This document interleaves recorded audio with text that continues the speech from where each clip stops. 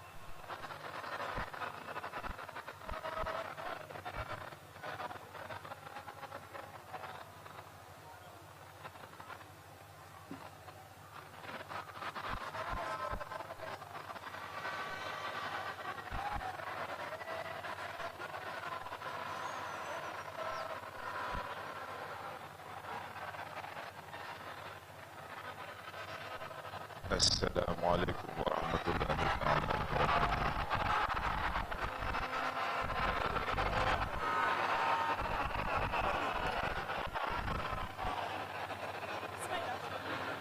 Tromper tout le monde. L'essence même de l'oppression est mère de la persécution. De par sa subjectivation de la réflexion morale de l'individu.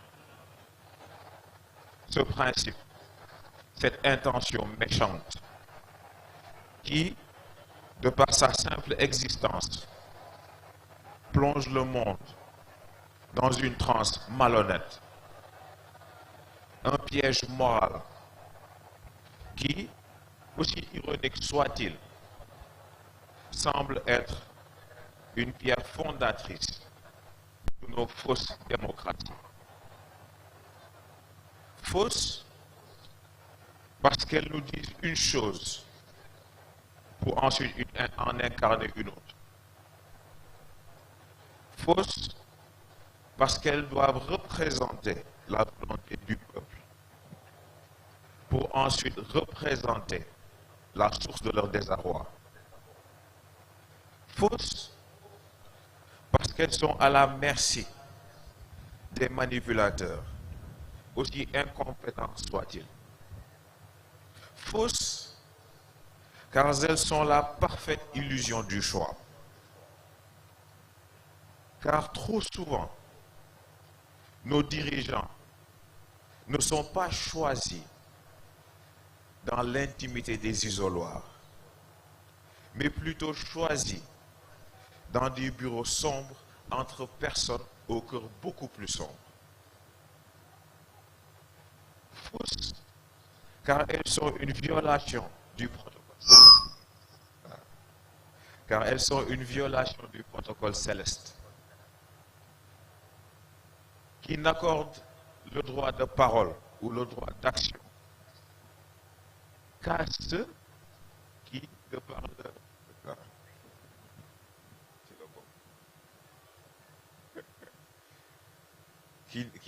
qui n'accorde le droit d'action et le droit de parole qu'à ceux, de par leur action et leurs résultats, ont prouvé qu'ils en ont le mérite et la légitimité.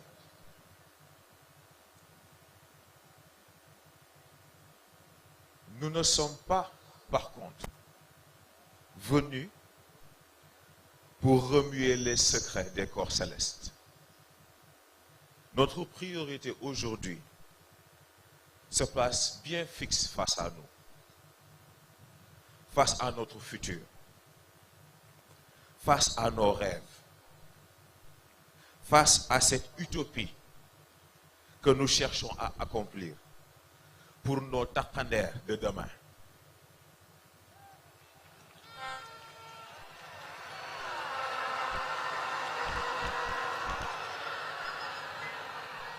Nous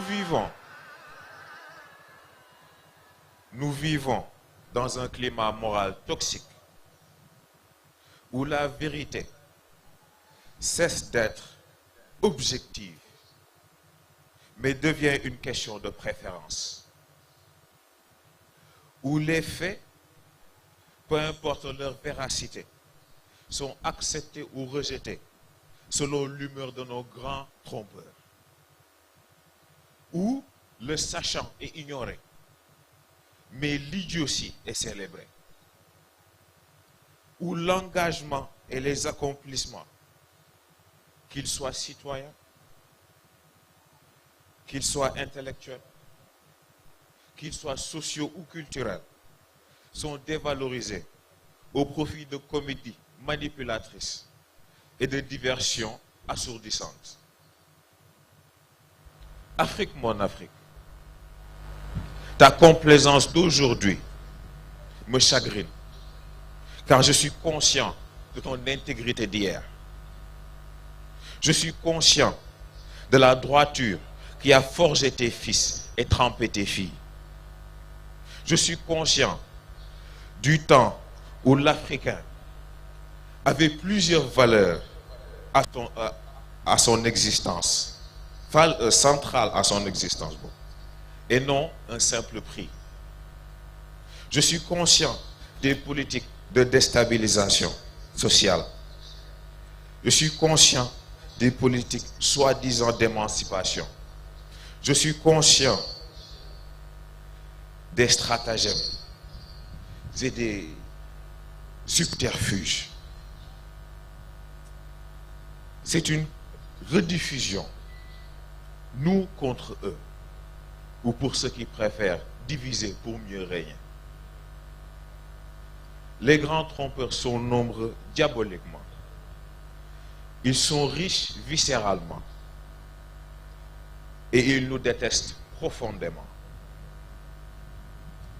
Ils nous dorlotent et nous cajolent avec de grands mots et nous font croire en un Eldorado fabriqué spécifiquement pour nous exploiter, pour enfin nous tuer.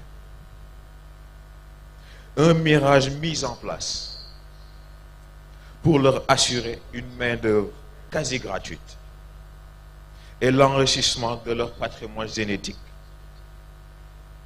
Ils nous étranglent sur tous les plans pour nous forcer à risquer le tout pour le tout. Et en fin de compte, c'est nous qui perdons. C'est nous qui nous retrouvons dans l'incapacité de répondre à nos besoins. C'est nous qui nous retrouvons avec des centaines de morts sur nos plages.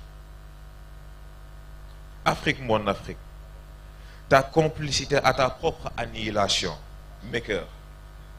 Cette facilité que tu accordes sans condition aux meurtriers de tes enfants à courir impunis dans leurs esprits et dans leurs cœurs. Ces ignares qui te sont redevables pour tout leur luxe et leur confort et qui pourtant te haïssent pour ces mêmes raisons.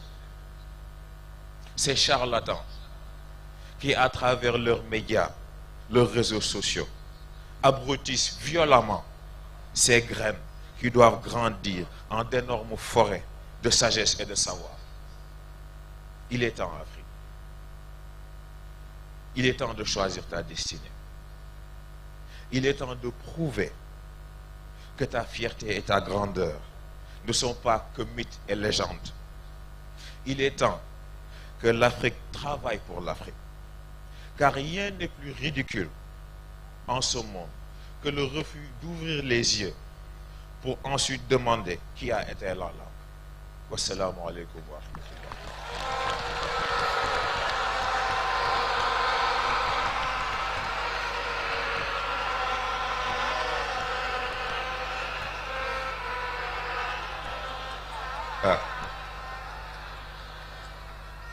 ñoo ngi nuyu ñi fi teew ñëpp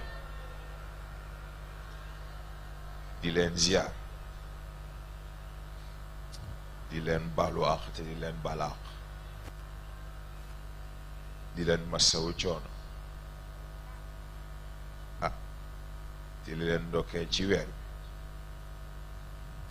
ngeen baal ma kàddu gi gudd na ba pare waaye dafa fekk ni mbir yaa ko laaj àdduna bi dafa am fu mu toll dafa am fu mu jëm xëy na sax boobu ba léegi maa ngi koy wax ci ñi nga xam ni xëy na dinañ faral di waxtaan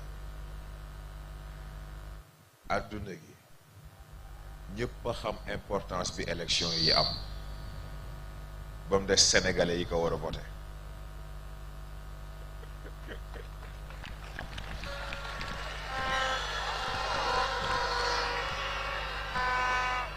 li tax ma wax ko xam naa ko ndax ñi jël seeni soldat dugal Cap-Vert ñi jël seeni soldat dugal Côte d'Ivoire ndax di waajal fii lu fi nar a xew yëg nañu ko kon nag ku xeeb sa mbir am na ku ko xeebul li wolof di wax alal lu ko sàggan ku farloo koy jëriñoo waaye de damay yaakaar ni dafa am farata goo xam ni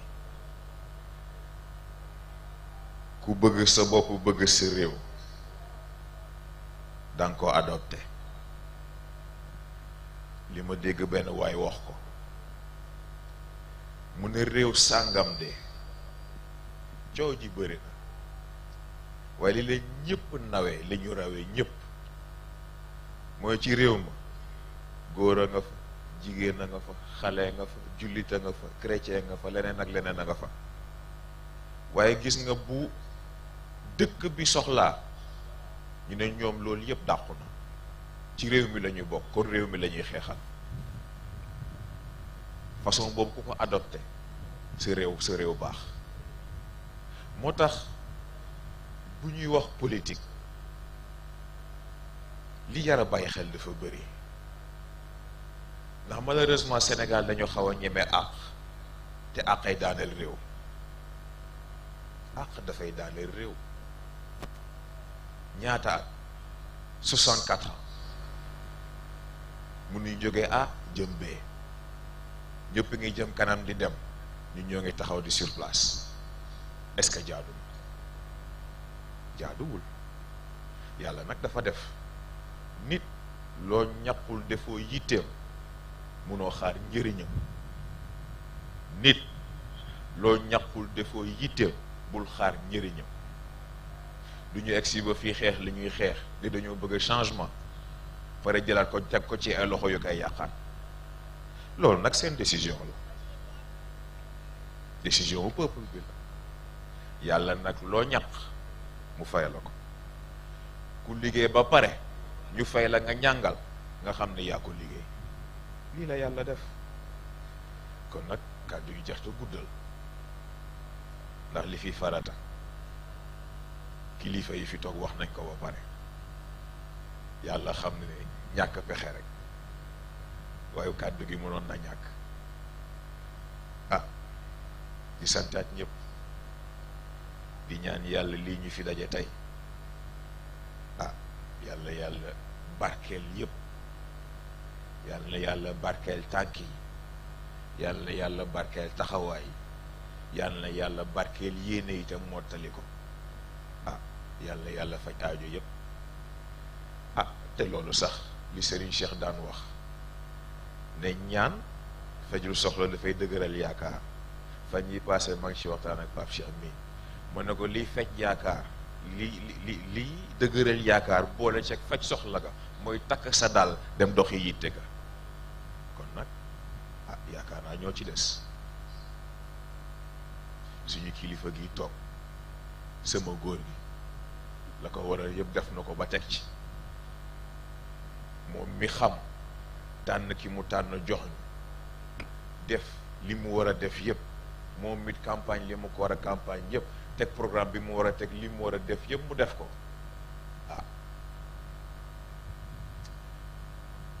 wax bu àgg dafa ko moom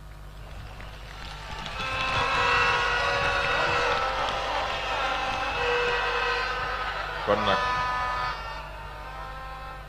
ñu yemale fa kàddu gi Assalamu alaikum wa rahmatullah.